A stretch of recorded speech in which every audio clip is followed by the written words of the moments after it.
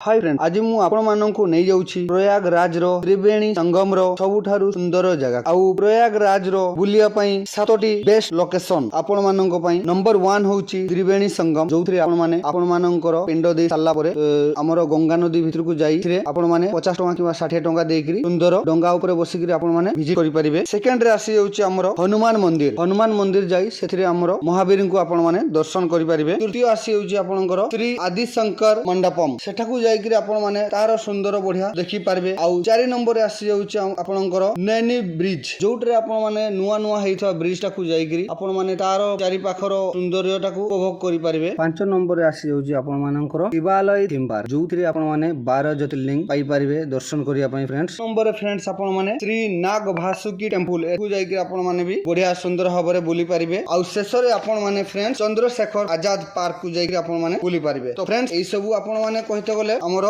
गोटे दिन रे बुली पारिबे। फ्रेंड्स तो फ्रेंड्स चलंतु जल्दी वीडियो टिकु लाइक कर दियंतु एवं सब्सक्राइब कर दियंतु। रहउची जय जगन्नाथ पुनी देखाबो नेक्स्ट वीडियो रे।